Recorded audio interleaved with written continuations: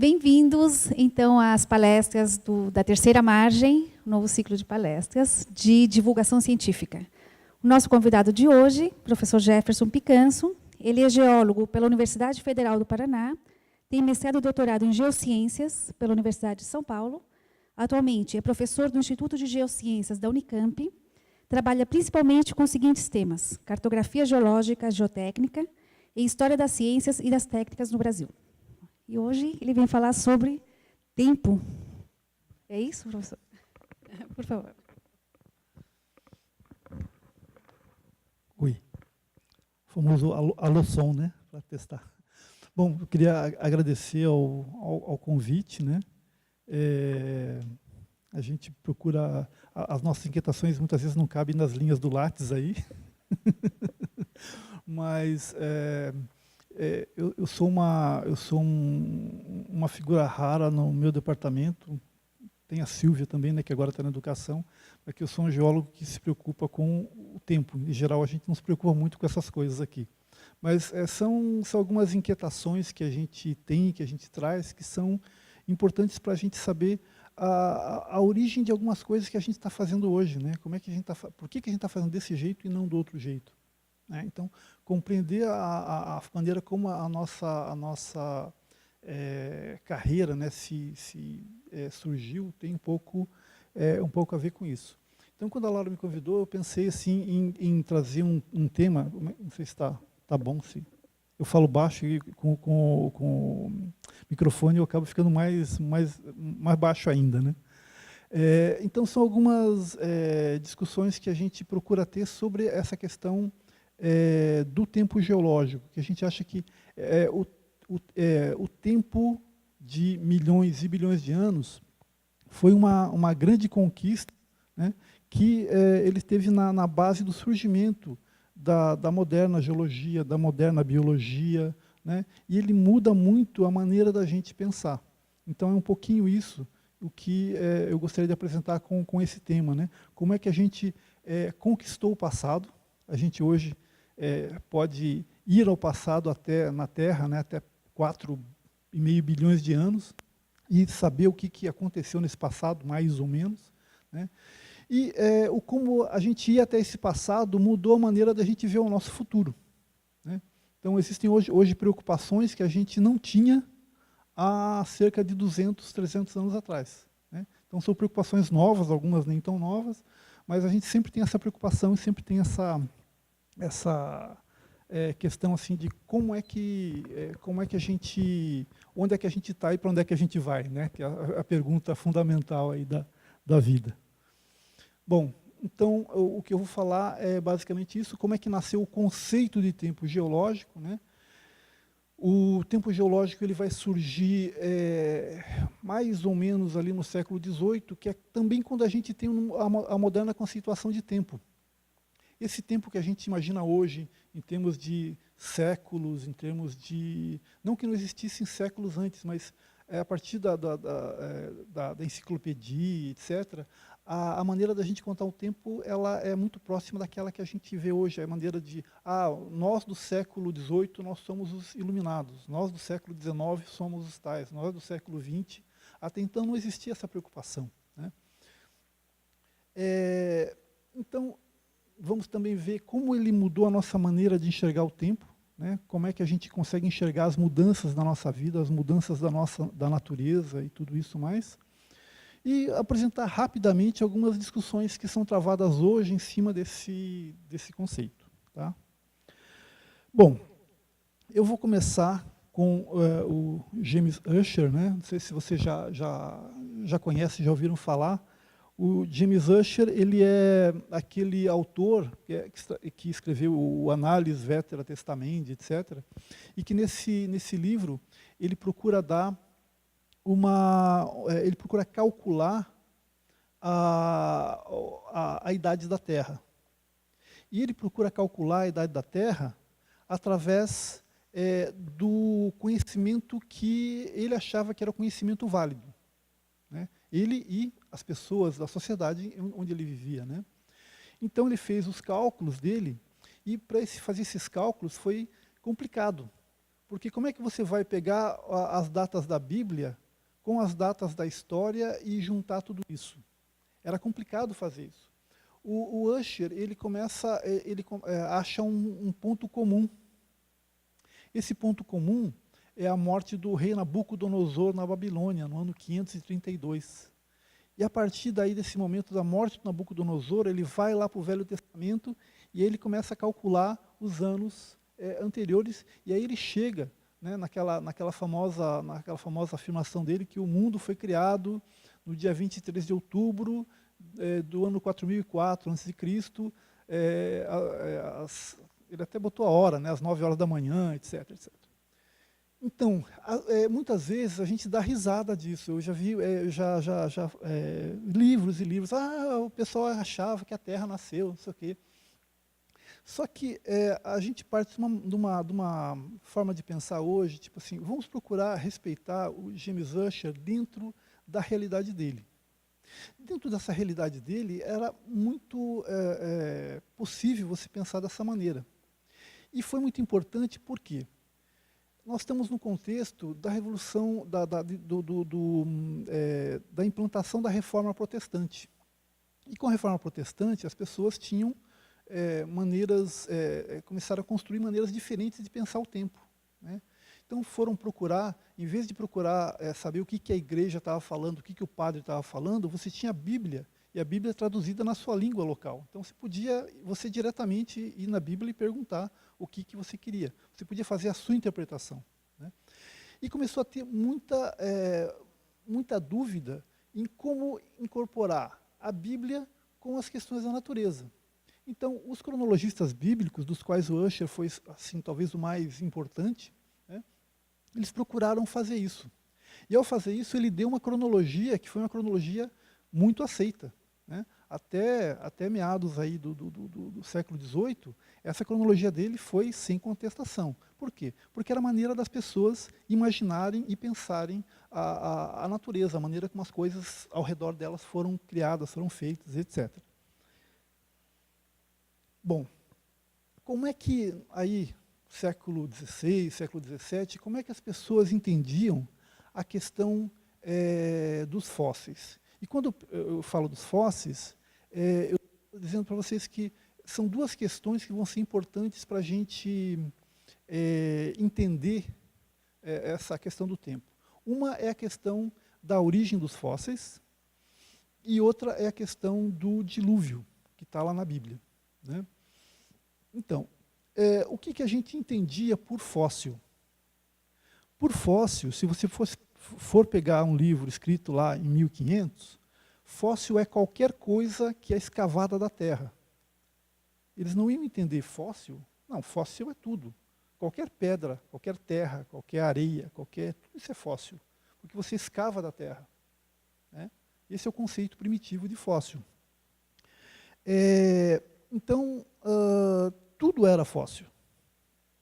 E as pessoas começaram a se interessar, nesse período também, começaram a se interessar em fazer coleções dessas coisas, coleções do que hoje a gente chama de fóssil, de coleções de pedras, minerais, etc., e armazenar isso em grandes coleções. Uma das coleções mais famosas, a gente vai ver depois, é a coleção do Vaticano, né? Mas, por exemplo, existia essa coleçãozinha aqui, que era dessa figura, o Johann Kentmann.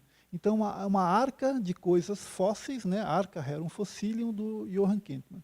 E aqui, como todo cara organizado, né, ele vai procurar colocar as coisas nas suas caixinhas, né? Já tem um método aí, né? Tem um método implícito. E a gente vai ver que aqui nas caixinhas dele, né, tem uma certa confusão. Mas confusão para a gente, não para ele. Para ele isso fazia uma lógica absoluta. Mas, por exemplo, ele coloca aqui lápides ou pedras, né? E aqui ele coloca lápide in animalibus, ou seja, pedras que contêm animais.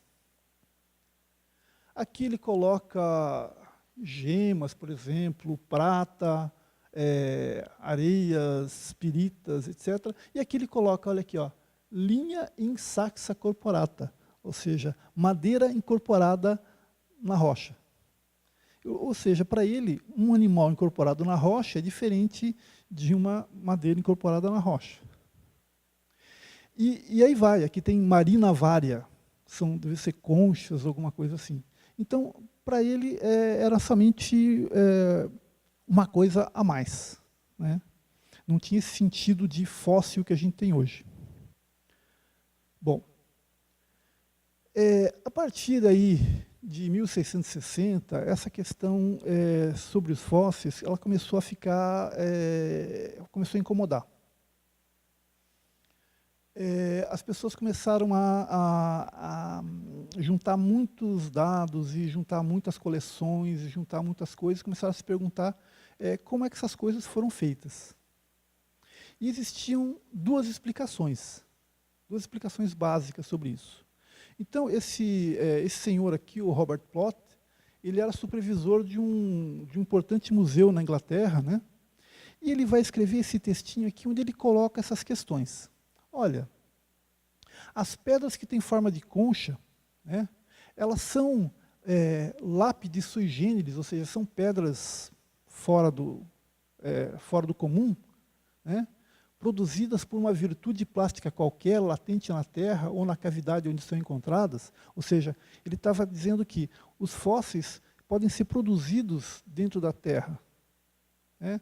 Então, por um poder latente dentro das rochas, elas vão produzir coisas que parecem com animais, mas só parecem, né? Então, aqui ele está definindo uma origem que a gente chama hoje, né, uma origem inorgânica. Isso tem muito a ver com algumas doutrinas aristotélicas que diziam que existiam sêmens que vão vagando pelas rochas e aí, em determinado ponto, eles conseguem reproduzir essas figuras, né, etc. Bom, então aqui nós temos a origem inorgânica. Ou essas pedras que têm forma de concha, né, devem a sua forma e aspecto às conchas e aos peixes que elas representam.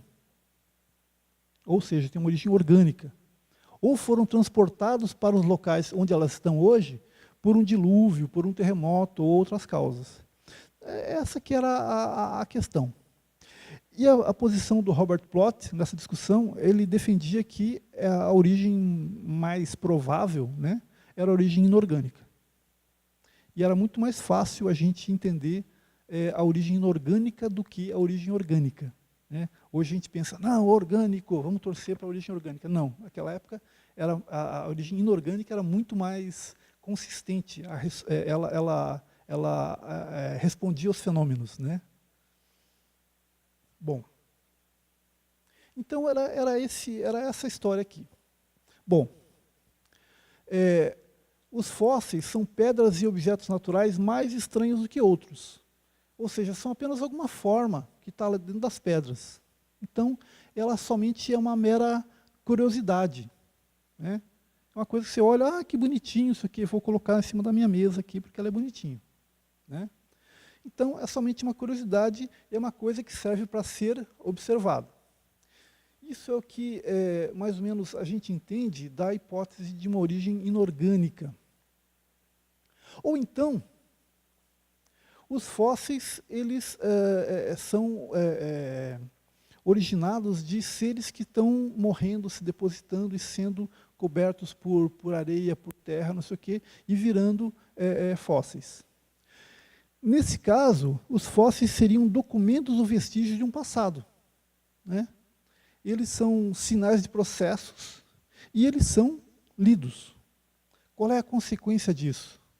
A consequência da hipótese orgânica é que a natureza tem uma história, né?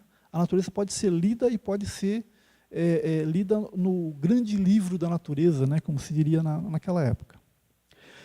E assim, você tem alguns livros, né, onde isso está muito claro. Olha aqui, ó, esse aqui é um livro do Michele Mercati, né, 1593, onde ele vai colocar aqui essa figura, né, lápide em quo concha terrestre nascitur, né, pedra na qual nascem as conchas terrestres. As conchas poderiam nascer dentro da pedra por uma uma virtude plástica qualquer que existisse nessas pedras. E também existiam algumas formas que eram absolutamente intrigantes. Uma delas eram esse material aqui, ó. São os fósseis que a gente conhece por amonita, né? E que eles foram, enfim, eles viveram no mesmo período dos dinossauros e foram extintos junto com os dinossauros, né? Mas se encontrava muito disso aqui na Europa. E o formato dele sempre chamou a atenção. Ou parecia que era uma cobra enrolada, ou parecia que era um chifre de cabra, né? Tanto é que ele deve o nome dele, o nome amonita, vem porque ele era os cornos da cabra, cornos do deus Amon, o deus egípcio, né? Que parecia uma cabra, por isso que o nome dele é amonite. E tinha essa outra coisa aqui que parece uma língua, né? E que é conhecida desde os tempos dos romanos, lá, etc., que são as tais das glossopetras, são as pedras em formato de língua, né? E que eram somente curiosidades, eram coisas assim que você, vou lá no museu para encontrar alguma coisa diferente. Você ia lá, olha, uma amonita, olha, uma glossopetra, né? E aqui tem também a figura do Athanasius Kircher. O Athanasius Kircher era um jesuíta alemão e ele foi, durante boa parte da vida dele, o curador da Biblioteca de História Natural do Vaticano. Então foi um dos maiores sábios da época e ele escreveu vários livros e era uma figura muito importante nas discussões que se travavam na época. E o Kircher, ele escreveu um livro, né, muito famoso, com muitas figuras, né, com essas xilogravuras maravilhosas, né? Isso aqui é uma coisa linda, né, uma obra de arte. E que é chamado Mundos Subterrâneos, né? Que aqui a gente olha, olha, aqui parece fóssil de peixe, até parece aqueles peixes lá da Chapada do Araripe, né?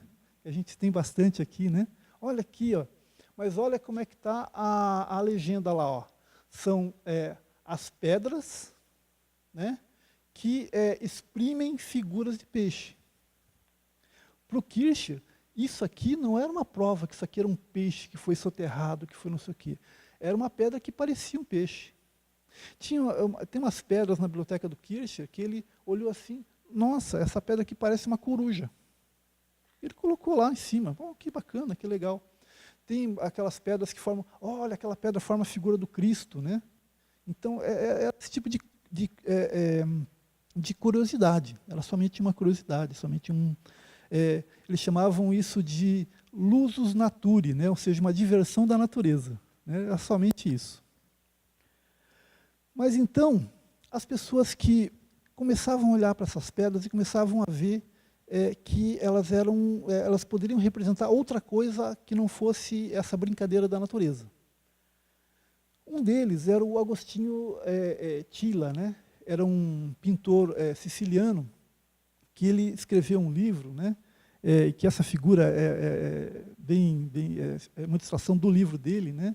A vã especulação desenganada do senso, né? E essa figura maravilhosa aqui também, onde o senso, né? O senso, a experiência, está tentando mostrar para a especulação, que seria o Kircher, que, olha aqui, Kircher, olha aqui, essas coisas aqui são orgânicos, não são produtos da vã especulação, né? O problema é que só mostrar isso não era suficiente para convencer o Kircher, convencer as pessoas que defendiam a origem orgânica, precisava de mais coisa. E outra coisa é que os fósseis do Kircher, eu não vou impor para vocês saberem a escala do tempo geológico, mas são muito recentes, são do terciário da Sicília lá. Então, o que o Tilla encontrava nas rochas na Sicília, ele encontrava no mar também, porque eram peixes do Cenozoico, do nosso período. Então, era fácil dele pegar e dizer, não, é a mesma coisa. Só que se ele fosse, por exemplo, para a Inglaterra os terrenos são mais antigos, são parecidos com aqui a nossa região, são do Paleozoico. Boa parte dos fósseis que tem lá na Inglaterra são seres que já desapareceram, são os amonitas, são outros seres. Aí você vai olhar lá, mas isso aqui não tem no mar, né? Como é que você vai provar? Então, ele não conseguia provar somente apresentando essa discussão. E aí você tem um cara que vai tentar provar isso. Você já deve ter ouvido falar do Steno, né? O Steno foi um médico dinamarquês que tem uma vida bem interessante. Ele era um anatomista muito importante. Quando era estudante de medicina, ele descobriu algumas glândulas aqui, que até hoje tem o nome dele. Eu não me pergunte o nome, não, porque mas ele era um excelente anatomista, ele conseguia fazer, né, todo o trabalho anatômico. E ele se muda para Florença, onde ele vai trabalhar com o rei, com o Grão-Duque, né, o Ferdinando de Médici. E aí ele começa a se interessar por essa questão das pedras com forma de concha. E ele vai escrever um livro onde ele vai tentar demonstrar que esses fósseis têm uma origem orgânica. Então, o que é esse aqui? É o pródromo, né? O título é o pródromo de como um sólido pode ser naturalmente contido em outro sólido. Ele tenta mostrar como é que dentro das rochas você quebra uma rocha e encontra um fóssil. É isso que ele quer demonstrar. E aí ele vai procurar, por exemplo, ele faz uma demonstração mostrando que as glossopétras, na verdade, são dentes de tubarão. Isso já era conhecido, né? Várias pessoas falam, as glossopétras é parecido com o dente de tubarão. Ele fala, não, as glossopétras são dentes de tubarão. Né? Essa é uma das coisas. Uma outra coisa, ele vai dizer, bom, existem os fósseis que são depositados e são soterrados, e existem os cristais, que os cristais, esses sim, eles crescem nas rochas, mas é outra coisa, ele fala. Existem uma coisa e outra coisa. Tanto é que o Steno, ele também vai descobrir que os cristais têm uma lei, né, que os ângulos são sempre constantes. Né? Então ele é tido, né, como ele inicia a estratigrafia e inicia a mineralogia também. Na verdade, o que ele estava querendo era mostrar essa questão da origem orgânica. Né? E ele estabelece também algumas situações para a evolução geológica da Toscana, lá ao redor de Firenze. Né? Por exemplo, aqui ele mostra aqui as camadas se depositando, as camadas sendo erodidas, novas camadas se depositando, e vários ciclos aqui se depositando, etc., que depois a gente vai conhecer como as leis de Steno, né? As leis de deposição de material. Então, ele vai fazer todo esse movimento aqui para provar essa origem orgânica dos fósseis, mas reparem, toda essa cronologia que o Steno adota aqui para a Toscana, ela está aqui, ó. Ela cabe em 6.000 anos. Ela está dentro do que o Ussher falava. Né? E o Steno tem uma outra particularidade. Ele era dinamarquês, educado como luterano, e ele se converte ao catolicismo, e ele termina a vida dele sendo bispo de uma cidade do norte da Alemanha. Né? Então, uma pessoa de uma complexidade assim, bastante grande, é uma vida bastante interessante da gente procurar entender, se é que a gente consegue. Né? Só que, isso a gente, por exemplo, aquelas figurinhas aqui, vou voltar aqui. Essas figurinhas do Steno, a gente mostra para os nossos alunos, olha, é isso que é. Né? Então, o Steno falou e essa que é a verdade. Isso demorou um tempo para ser considerado verdade. Na verdade, demorou mais uns 60 anos até que essa questão fosse solucionada, só que as melhores soluções são as do Steno, mas a palavra final não foi dele. Né? Como toda controvérsia científica, né? Acontecem essas coisas também. Entre outras pessoas que se envolveram nessa controvérsia, né, tem esse John Woodward, que também, dentro da cronologia bíblica, também dentro dos 6.000 anos, ele também trabalha com a origem orgânica dos fósseis, ele plagia o Steno, ele não copia não, ele plagia, porque ele fala do Steno e não cita a fonte. Os próprios contemporâneos dele falam, pô, mas cara, você não vai citar o Steno, o cara fala tudo do Steno e não fala dele. Né? Mas a grande novidade do Woodward é que ele coloca uma origem desses fósseis no dilúvio, aqui que entra o dilúvio na nossa história. O Woodward ele vai negar a extinção das espécies. As espécies não são extintas. Tem um problema muito sério em você considerar uma espécie extinta. Se uma espécie está extinta, é que aquela espécie tem algum problema com ela. Se ela tem algum problema com ela, o problema não é dela, o problema é de quem criou ela, que é Deus, né? E aí isso revela uma imperfeição no plano do Criador. Como é que pode uma espécie ser extinta? Então o Woodward ele dizia que não, essas espécies não são extintas. Em geral, esses organismos são organismos marinhos, né? Então, quem sabe se lá no fundo dos oceanos hoje a gente não encontra alguns desses seres, né? Era uma saída que ele encontrava. Mas o importante é que essa discussão do Woodward foi importante para as pessoas, para fechar a questão da origem orgânica dos fósseis. Aí a questão seguinte era resolver como é que era a história do dilúvio. E aí tem essa figura também desse grande debate, foram 60 anos de bastante debate sobre esse tema, né? O John Ray. O John Ray foi um grande naturalista inglês, responsável por diversos trabalhos de história natural, onde ele descrevia espécies de animais, e é um grande especialista em zoologia, né? Só que o John Ray ele acreditava na origem inorgânica, e ele era uma pessoa extremamente religiosa, extremamente piedosa. E mas ele conhece tanto, ele conhece os fósseis da Sicília e conhece os fósseis da Inglaterra. E ele chega a admitir, tá bom, os fósseis da Sicília podem ser orgânicos, mas os fósseis da Inglaterra não são. E ele provava que não era. E aqui ele explica aquela questão que ele estava falando, olha, os fósseis são originados de sêmen, levados pelas montanhas, e daí eles crescem lá no meio das rochas e a gente encontra eles por lá, né? Ele também admite, aquela história que eu estava falando, né, que essa origem orgânica, né, e essa extinção de espécies vai violar o princípio da plenitude, né?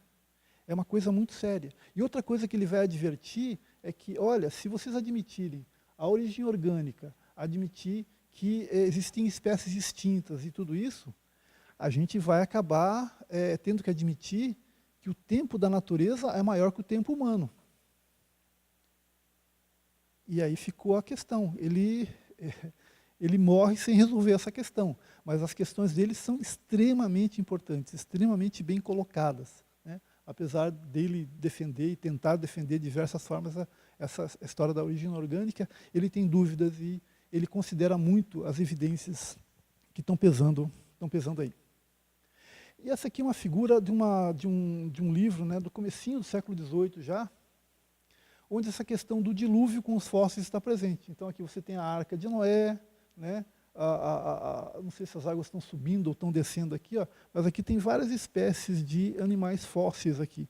Então esse relacionamento dos fósseis com o dilúvio, ele passa a ser uma coisa bastante importante, bastante disseminada, né? As discussões assumem isso de uma maneira bastante mais tranquila.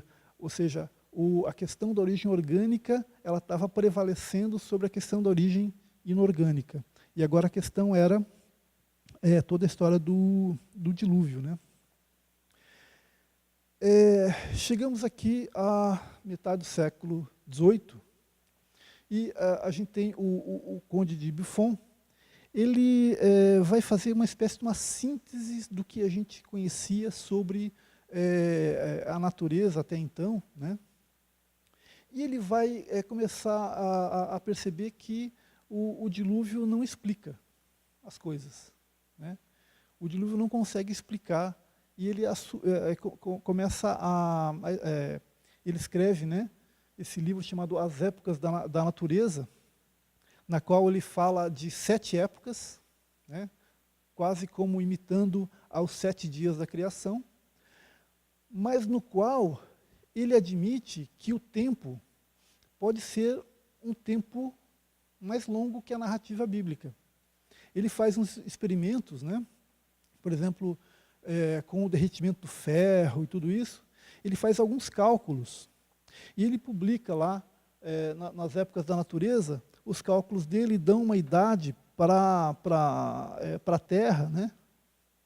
Uma idade aí de aproximadamente 75 mil anos.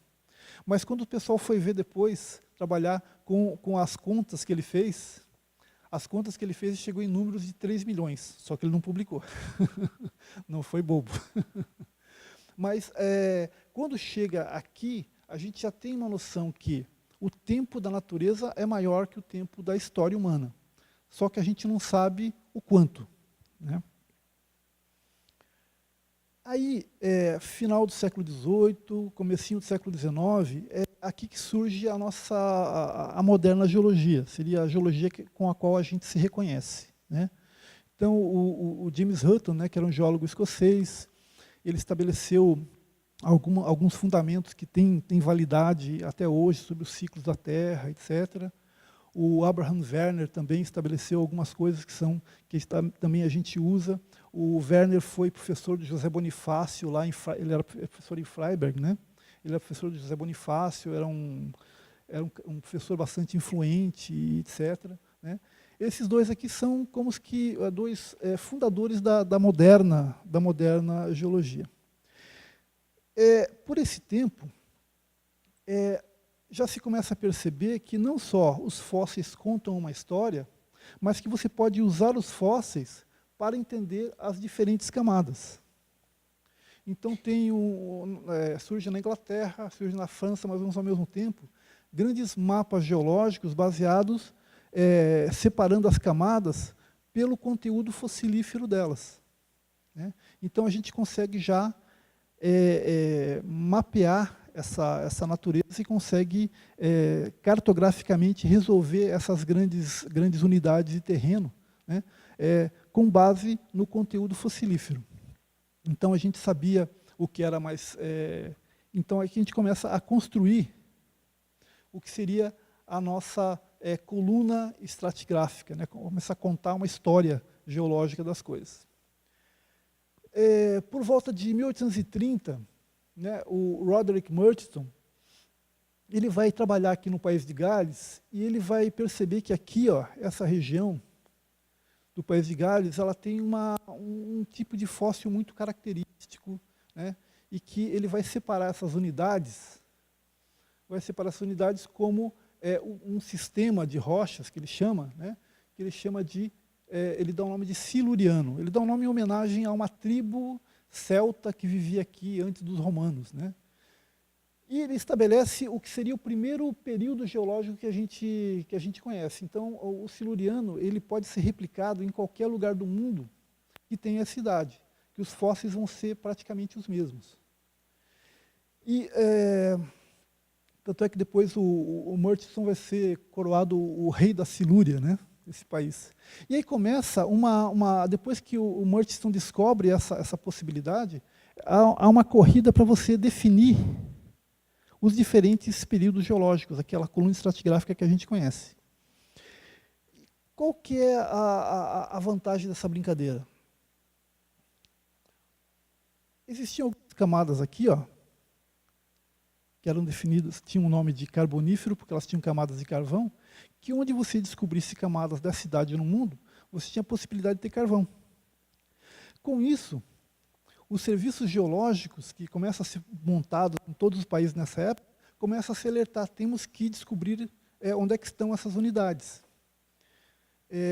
O Permiano na Rússia tinha ouro. O Murchison vai para lá e descobre e estabelece esse período Permiano aqui também. Então, você consegue prever o conteúdo econômico de uma região baseado no seu conteúdo fossilífero. Então, começa uma corrida, não só uma corrida espacial para você delimitar essas unidades ao redor do globo, mas também uma corrida para você nomear essas unidades aqui. Então, esses três caras, eles sozinhos, eles dão nome para todo esse período aqui, ó, né? Se pode dizer que o Paleozoico, né, foi conquistado por Sua Majestade a Rainha Vitória, porque isso aconteceu no período de 15 anos, no século XIX, por geólogos que estavam procurando conhecer esses terrenos para estender essas informações para outros territórios. O Murchison, por exemplo, ele tem algumas informações da Austrália, ele fala, então as rochas aí são paleozoicas. Vocês vão poder achar ouro nessas unidades. E aí começa a primeira corrida do ouro na Austrália. Então o poder preditivo desse tipo de coisa começa a ficar muito grande, né?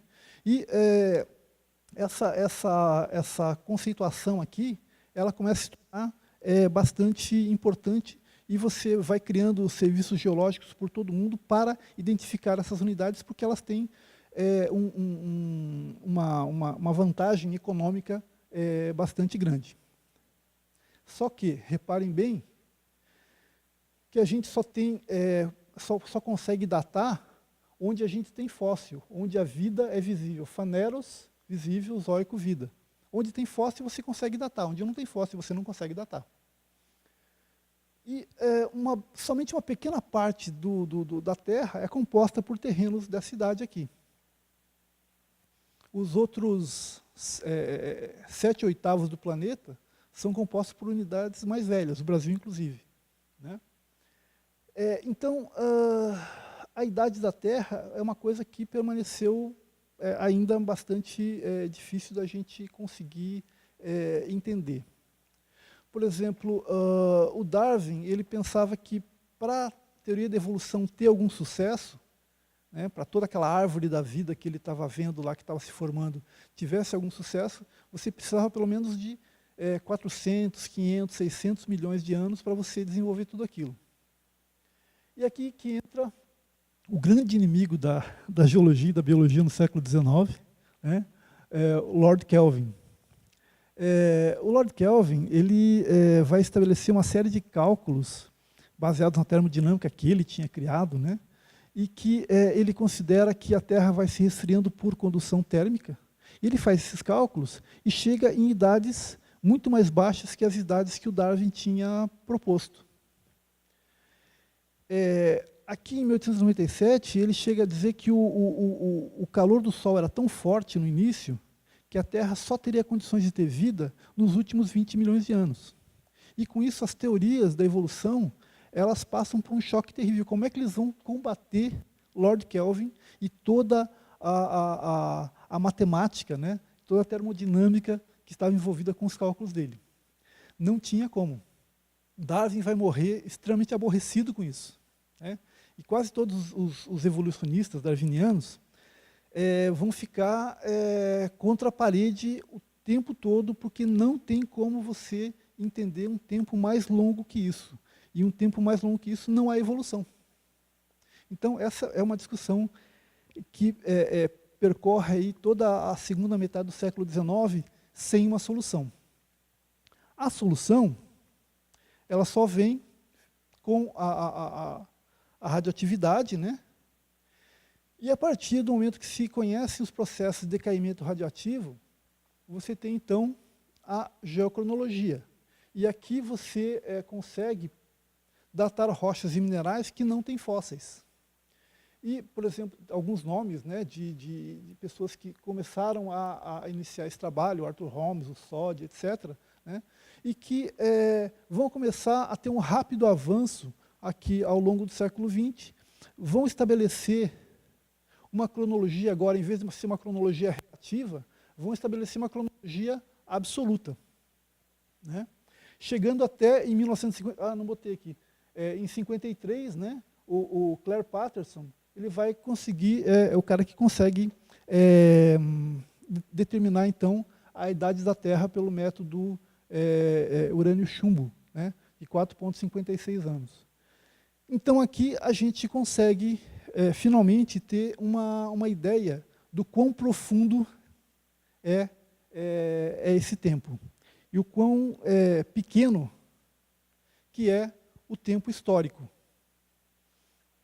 Por exemplo, essa aqui é a última saída do forno, né? é a última carta da Comissão Cronoestratigráfica Mundial, aqui 17.2, né? Essa aqui é a mais recente. E aqui nós temos, então, como é que a gente entende toda essa divisão do tempo geológico. E reparem que o Fanerozoico é isto, isto e isto. 7/8 do tempo está aqui, ó, e que a gente ainda não conhece direito, né? Então, tem alguns períodos aqui, por exemplo, o Adeano, a gente não tem algumas evidências indiretas de que existia alguma coisa no Adeano. O Adeano, a gente imagina que seja um período formado pela acreção do planeta, onde existia o planeta era bombardeado por corpos celestes, né, de maneira geral, extremamente bombardeado. Então, aí você não tem rochas desse período. As rochas só vão se formar, né, depois, aqui, num certo período, a partir de 4 bilhões de anos, é que você vai começar a ter rochas normais aqui na Terra. No Adiano, a gente não tem pouquíssimas evidências. Tem alguns cristais de zircão que dão 4.4, 4.2, mas a maior parte dessas evidências deve ter sumido, né, no meio dos impactos que existiam nesse período. Vem para cá. Aqui. É empilhado, né? A gente sempre faz a coluna estratigráfica, é o mais novo e o mais velho, né? Então está empilhado. E aqui nós temos, então, o famoso pré-cambriano. Até a descoberta da radioatividade, a gente chamava tudo isso aqui de pré-cambriano. Cambriano é o mais antigo aqui, né? E tudo que vinha para cá é pré-cambriano. Agora a gente consegue diferenciar esses outros períodos. Então chegamos lá, nesse tempo longo, e é um tempo que, eu vou usar aqui, é um tempo que a gente já consegue ter uma noção dessa divisão aqui, ó, que é uma divisão difícil de se fazer, né? Mas a gente consegue ter uma noção desse tempo. E isso começa a trazer alguns problemas. Aqui está um trabalho recente que ele faz uma síntese de algumas coisas que a gente sabe sobre o passado da Terra, né? Então, aqui está o Adeano, não está aqui, né? Então, alguns processos que a gente vê que existiram.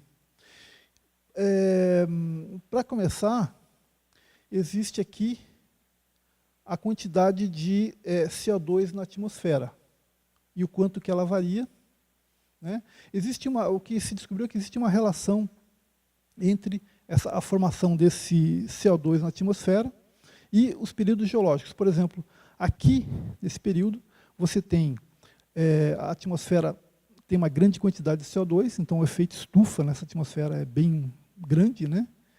E a partir aqui do final do Arqueano, também assim que a gente consegue dividir o Arqueano, aqui você começa a ter outros tipos de rocha aqui, ó. E você começa a ter rochas glaciais aqui com 2 bilhões de anos. E nós temos algumas evidências de vida aqui nesse período huroniano.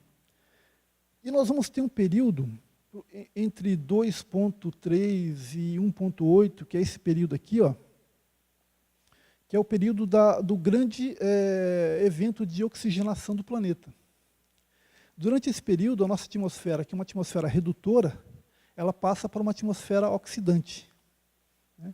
Então, a partir daqui, o oxigênio vai começar a ter um papel mais importante, e aqui o gás carbônico começa a ter um papel um pouco menor. Aqui, por exemplo, quando a atmosfera começa a se tornar mais redutora, a gente tem, por exemplo, uma vantagem econômica. O ferro, ele ficava nos oceanos como ferro 2 dissolvido, porque a atmosfera era redutora. Quando a Terra passa para ser oxidante, esse ferro todo ele é oxidado e passa a ser ferro 3. E o ferro 3 começa a se depositar no fundo dos oceanos. Essa é a origem, né, dos depósitos, por exemplo, aqui de Minas Gerais, né, do supergrupo Rio das Velhas, ou de Carajás, por exemplo, ou tem lá também na Austrália, etc. Todos os depósitos desse período 2.3 a 1.8 são períodos que têm muito, o que chama de BIF, né? Banded Iron Formation. Né? Então, isso é característico aqui desse período. Nós tivemos também, ao final desse período, alguns grandes eventos de impacto de meteoro. Depois que terminou aqui o grande impacto de meteoro, a gente teve alguns grandes aqui. Ó. Esse na África do Sul, o Vredefort e o Sudbury no Canadá. Foram importantes no sentido que eles devem ter provocado grandes eventos de extinção de vida. Né? Quando a gente chega, a Terra assumiu uma condição aqui mais ou menos estável durante o Mesoproterozoico, é o que alguns chamam de Barren Billion, né? Dura 1 bilhão de anos isso aqui, ou para alguns geólogos é Boring Billion. Né? Quando chega aqui, nesse período, você, aqui, ó, esse gráfico aqui mostra períodos de aglomeração de massas continentais, formando supercontinentes. Aqui é o último que nós conhecemos, que é o Pangaea. Né? Mas nós sabemos que existem pelo menos mais 4 ou 5 ciclos aqui, né, ao longo da... Quando chega aqui no Mesoproterozoico, nós temos um grande supercontinente chamado Rodinia. E esse Rodinia, ele começa a ele está concentrado principalmente em latitudes baixas, né, próximo do Equador. E com isso, ele provoca uma série de alterações no ciclo do carbono, no ciclo do oxigênio, que ele vai provocar uma série de glaciações aqui, ó, nesse final do Neoproterozoico. Então a Terra vai esfriar muito aqui. A temperatura chega a menos 50 graus do que ela é hoje. Existem até algumas teorias que falam que esse evento aqui, né, a Terra teria congelado praticamente até a altura dos trópicos, por exemplo. A calota polar teria vindo até os trópicos. Somente o Equador estava livre dessa capa de gelo, e a vida que sobrou, ela somente estava circundando algumas ventarolas vulcânicas no fundo dos oceanos. Você não tinha vida. A partir do momento que acabou esse evento de glaciação, você começa a... Também vai ter outro período de liberação de oxigênio. Aqui o oxigênio passa a ter uma quantidade mais ou menos constante ao que ela é hoje, né? E aqui, ó, você vê a grande explosão dos metazoários. Né? Então, a vida, né, ela só se desenvolve a partir desse período, quando você tem essa grande liberação dos metazoários aqui. O que se trabalha, né, com algumas hipóteses, por que não houve uma grande explosão da vida aqui? Né? Provavelmente porque esses dois eventos singulares aqui, ó, devem ter feito uma extinção bastante grande aqui nesse Xunga e o Onvatim. Eles provocaram extinções grandes. Então, aqui não teve isso e a vida conseguiu se espalhar. Né? E nós temos, né, nos últimos 600 milhões de anos, a vida realmente ela conseguiu alcançar uma grande diversidade, apesar de a gente reconhecer pelo menos 5 episódios de extinção em massa, sendo o maior aqui, né? O maior deles foi aqui, no final do Permiano. Aqui nós temos as faunas mais antigas, do Paleozoico. Aqui as faunas, a fauna cambriana, a fauna do Paleozoico, e aqui as faunas modernas, né? O que se percebe é que hoje, apesar de todas essas extinções em massa, né, é o período que o planeta mais tem biodiversidade. Né? E o que... Mas o fato da gente entender que as espécies são extintas, que as espécies podem se extinguir, como, por exemplo, os nossos amigos dinossauros, né, impõe algumas formas de pensar diferentes. Será que o homem é tão especial assim como a gente achava há 200 ou 300 anos atrás? Ou somente nós somos mais uma espécie que qualquer episódio aí a gente pode também ser extinto? Porque os dinossauros não eram inferiores. Eles não se extinguiram por conta de problemas adaptativos. Eles se extinguiram por causa de um problema singular, que foi um acidente, que pode acontecer com qualquer espécie dominante em qualquer época, né? E poucas espécies teriam sobrevivido, né? Mas, enfim, essa questão da gente entender essas extinções de massa foi uma das grandes conquistas dessa história do tempo geológico. Todas essas questões aqui, né, começaram a nos preocupar. Olha, e o impacto do meteoro? E um evento de uma glaciação violenta como essa aqui? Vejam que eu nem falei das glaciações modernas aqui, né? Nem falei. Isso aqui é muito violento em relação a essas glaciações que a gente teve agora, que está tendo, né? Nós estamos num período interglacial agora, né? No Cenozoico.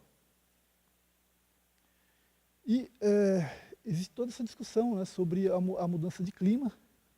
A gente sabe que o planeta já teve temperaturas mais altas e mais baixas, né, durante toda a sua história, e que essa variação que a gente tem é uma variação relativamente pequena em relação ao que a gente já presenciou no passado, né? Muito embora, né, existe toda essa discussão sobre nós vivemos ou não vivemos numa nova era geológica, né, no Antropoceno. Por quê? Porque quando a gente vai ver alguns dados, principalmente da quantidade de CO2, a gente percebe que o CO2 aumentou de 1800 a 2000 de uma maneira brutal, exponencial aqui, ó. Né? Em todos os gráficos aqui, ó, os gráficos são temporalmente distintos aqui, né? Mas em todos eles mostram esse brutal aumento. Aqui está os últimos 20 mil anos, né? Ele vem mais ou menos tranquilo, de repente aqui ele explode, né? Explode, explode, explode. Então, o quanto disso é um fenômeno natural e o quanto disso é a nossa culpa, né? Ou eu prefiro falar nossa responsabilidade, né? Culpa a gente tem religiosamente, responsabilidade é outra coisa. Então, essas questões todas, né, são questões que a gente só começou a pensar, só começa a pensar, se a gente pensa em intervalos grandes de tempo. Se a gente pensar em intervalos curtos, a gente não consegue imaginar isso. Então, eu imagino que todas essas nossas angústias modernas, né, de variação de tempo, de extinção, etc., tudo isso tem a ver com o nosso conceito de tempo, que é diferente do conceito de tempo, do tempo lá do Steno, né? Então, eu acho que é uma das grandes contribuições que a gente tem para essa discussão, é justamente essa elasticidade que a gente tem para pensar como temporalmente as coisas podem mudar. E é difícil até para você reproduzir. Como é que você vai reproduzir o tempo no laboratório, né? Não tem como. Por isso restringe muito a pesquisa em geologia, porque existe um fator que você não reproduz, né? Reproduz todo o resto, mas e o tempo, né? Enfim, a guisa de conclusão, né? Eu gostei dessa frase, a guisa. Bom, o tempo longo, né, como a gente conhece hoje, ela foi obtida a partir de uma longa discussão envolvendo as Sagradas Escrituras, envolvendo os conceitos aristotélicos lá, que vêm lá do São Tomás de Aquino, né, da escolástica, etc., né? E depois de um certo tempo, a história da Terra ela vai se tornar maior que a história humana. E ela vai trazer consigo algumas outras preocupações. Então, apesar de que a gente hoje já tem um quadro razoável, aquele quadro que eu mostrei para vocês ali, não é um quadro bom, né? Se for olhar, o cara vai olhar aquele quadro, vai ter uma série de imperfeições ali. Mas ele já dá uma big picture, né, do que a gente tem em termos de evolução do planeta.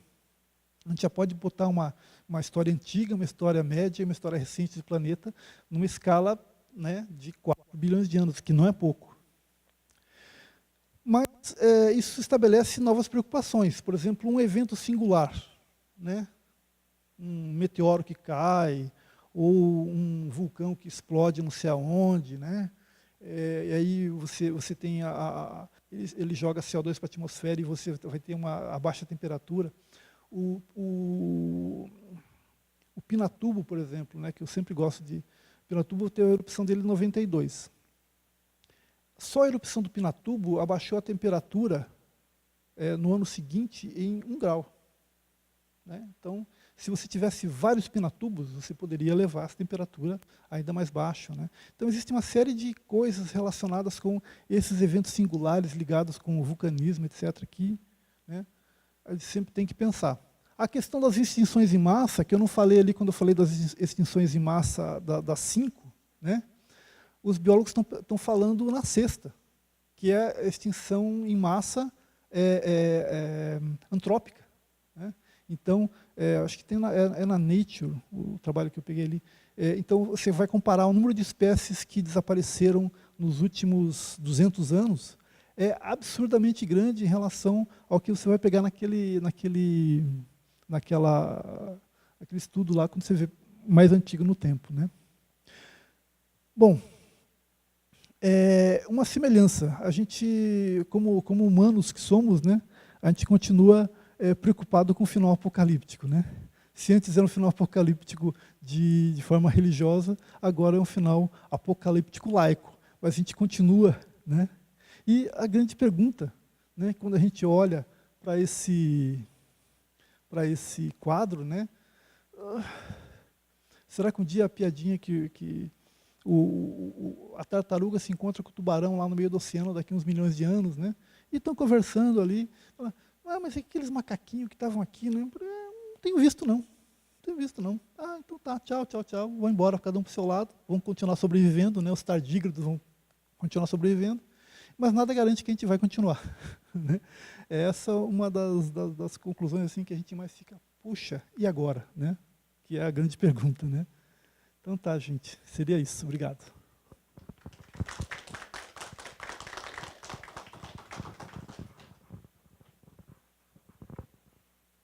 E viajei no tempo. Bom, perguntas do público. Alguém quer fazer algum comentário?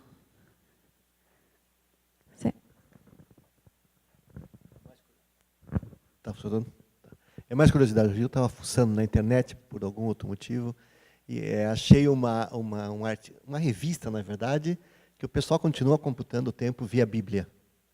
Assim, que essas revistas, como é que o pessoal consegue se encaixar? Quer dizer, mesmo estando errado, quer dizer, como é que fica que haja esse tipo de publicação e não sei, que as pessoas continuam computando? Eu achei um que era... O cara estava revendo as contas, talvez, eu não sabia o nome do Usher lá. Aham. Mas eu acho interessante que ainda tem esse tipo de pesquisa, digamos, entre aspas. Então, eu acho que assim, as pessoas podem acreditar no que elas, né, bem quiserem. Mas acho que sim, a grande diferença é que no tempo do Usher, eram religiosos que estavam procurando explicar a natureza. Hoje, você tem religiosos tentando explicar a mesma coisa, só que usando a linguagem da ciência. Tem uns que têm site, né? Tem site na internet. Isso. Por exemplo, os grupos criacionistas, o grande inimigo deles, hoje em dia, não é mais a evolução, é a geocronologia. Então, eles vão procurar estudar a geocronologia, estudar decaimento radioativo, não sei o que, né, para dizer que aquelas idades que a gente obtém lá são sem significado. Para dizer que não, é 6.000 anos mesmo. Mas a linguagem que eles usam é toda a linguagem da ciência, né? Ou seja, hoje em dia você não pode... O método que você usa é o método da ciência e não da religião. É só essa diferença. Obrigado. Bom, esse negócio de internet é uma desgraça mesmo, porque você falou fóssil, eu fui olhar aqui a etimologia, e fóssil é aquilo que se extrai da terra escavando. Então, eles antigamente tinham toda a razão de considerar fóssil qualquer coisa que se extraísse, né? Mas eu não queria comentar isso, não. Isso é só o que eu estava futucando aqui. O que eu queria comentar é o seguinte. Havia essa discussão sobre a origem inorgânica e orgânica dos fósseis, mas a gente também tem que levar em conta que até, vamos dizer, meados do século XIX, existia, se eu não estou errado na data, mas existia a crença da geração espontânea. Quer dizer, o nível de conhecimento científico na época previa a possibilidade de geração espontânea. As pessoas conheciam tão pouco, então, não sei, essas coisas, apesar do assunto ser um pouco diferente, as duas coisas, geração espontânea e o fóssil ter origem vamos dizer, inorgânica, estão relacionadas com essa visão de que as coisas podem surgir de forma inesperada. Não? Aquilo não precisava fazer sentido. Eles ainda estavam buscando um sentido para isso tudo, mas não tinham encontrado em nenhuma das frentes. Né? E eu acho que, mais ou menos na mesma época, as pessoas começaram a decifrar um monte de... A ciência chegou num estágio tal que nos permitiu decifrar um monte de dilemas de natureza semelhante. Né? Na verdade, é a mesma coisa. Isso que nas rochas aqui é geração espontânea e é Aristóteles, né? É o que Aristóteles explicava lá, Aristóteles Dixit, né? O que ele explicava lá é que se você tem, no algum meio, você tem uma pulsão, alguma coisa assim, você pode gerar aquilo lá naquele meio. Até as pessoas explicavam, não, é porque a Terra tem a mesma força que o mar, mas ela não consegue reproduzir os mesmos mecanismos. Então, é que aí a discussão do século XIX era sobre a origem da vida, né? Que é isso que o pessoal hoje discute. Tem até um colega nosso lá que publicou agora na Nature. Como é que surgiu isso, né? Como é que dá esse estalo, né? E que essa realmente a gente não tem resposta até agora, né? Está se buscando lá no meio dos aminoácidos, as coisas assim, mas a gente não tem. Também Fala, vizinho. Fala, vizinho. Tem duas perguntas. Uma é, você mencionou que logo no início do planeta, vocês dificilmente encontram rochas daquela época. E aí você atribui isso a muitos choques, mas a formação do planeta, vocês já estão considerando plena naquela época, ou você ainda está em formação? Quer dizer, eu ainda imagino que o negócio estava tudo muito quente, o Sol tinha acabado de jogar aquele negócio para fora e ainda não tinha rocha, ou isso ainda muito antes. E a outra pergunta aqui é fazer sobre a questão da vida. Vi há pouco tempo um resumo de um trabalho que mostrando que a nossa ciência está indicando que, eventualmente, a vida é um processo inevitável e não acidental. Na realidade, acaba sendo inevitável. Você sabe disso também? Eu não vejo essa questão do inevitável, mas existem algumas discussões sobre se existia vida, por exemplo, no Adeano. E que você poderia ter, por exemplo, algumas formas alguns choques, que eram choques destruidores, mas alguns choques que eram regeneradores, ou que traziam material carbonáceo, né, aqueles condritos carbonáceos, etc. E que aí poderia você também dar origem à vida, né? Agora, o que a gente entende do Adeano, pouco que a gente entende do Adeano, é que logo que a Terra se forma, né, ao que parece, você tem um choque com um planeta mais ou menos do tamanho de Marte, né, e que esse choque vai jogar parte do manto da Terra, ou seja, a Terra já estava diferenciada, foi rapidamente diferenciada, núcleo e manto, a crosta a gente não sabe, né, mas boa parte do manto da Terra foi jogado para fora, e esse manto é que é a Lua, né? Então tem toda essa história. E que, na verdade, durante o Adeano, esses choques podem ter produzido as primeiras rochas graníticas, que são as rochas formadoras da crosta continental, né? Então, é um processo, assim, eu acho que enquanto tinha material circulando que estava se agregando aos planetas, né? Isso foi mais intenso. A partir de um determinado ponto, esses choques começaram a se tornar mais raros e mais difíceis aí, né, de acontecer. E grandes choques a gente não tem notícia, pelo menos, né? Mas que o que a gente sabe é que há cerca de 4 bilhões de anos a gente já tinha uma crosta granítica, né, com rochas, porque o granito ele é mais leve do que a rocha basáltica, então ele, entre aspas, flutua, né? Ele flutua, então forma a crosta. Então aí você tem uma crosta granítica, E, com o passar do tempo, essa crosta granítica ela só faz crescer. Então, a gente nunca teve tanta crosta granítica como hoje, né? Então, se estima que a tendência dessa crosta é crescer, crescer, crescer e ocupar todo o planeta, porque a gente tem os processos, a tectônica de placas, tem tudo isso, né? Mas o adiano realmente ainda é a última fronteira, né? O pessoal que está trabalhando lá com o adiano são os caras que publicam bem. Bom, é sobre isso também que eu queria perguntar. Quando você falou, né, agora, né, 600 milhões de anos atrás, tal, essa noção de tempo nos faz ser tão insignificantes quanto a noção de espaço, né, quando pensamos no universo e por aí vai. Mas é uma coisa um pouquinho mais mundana que eu quero perguntar. Como são feitas essas medições? É feito, não sei, radiação? Você vai lá, mede, é no laboratório, é na teoria, é o quê? Você pega um elemento, você sabe a meia-vida desse elemento, e aí você calcula a quantidade de elemento pai, de elemento filho, né? E a partir daí você tem o tempo em que a quantidade de elemento pai se transformou no elemento filho. E a partir daí você calcula a idade. Um pouquinho mais complicado que isso, tem um pouquinho mais de conta que isso, né? Mas o processo... Mas você vai em algum lugar, sei lá, tira Então, um pedacinho de dentro, mede? Ou não? Ou não é tão assim? Nos tempos primitivos, quando eu fiz meu mestrado, meu doutorado, a gente pegava uma amostrona de rocha, moía ela e fazia com o pó da rocha. Hoje, a gente tem esses aparelhos modernos que você pode pegar e fazer isso num pontinho, quase que de menos de milímetro, né? Então, a gente consegue datar cristais. Então, hoje, a grande moda, né, tem um cristalzinho chamado zircão, que ele se forma a temperaturas ígneas, né, 700 graus, por aí. Então, sempre quando se forma isso, você tem um magmatismo.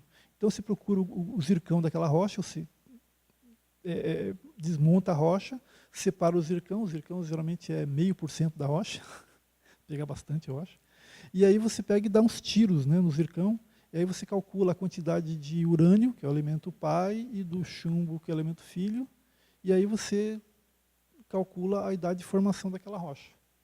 É mais ou menos essa. Tem outros métodos, né, mas esse aqui hoje é o mais usado. Nós temos aqui até um aparelho que mede isso. Interessante. Vamos fazer Então uma é visita legal lá. fazer uma visita lá. Bom, mais alguém tem alguma pergunta? Não, então agradecemos novamente o nosso palestrante. Obrigada.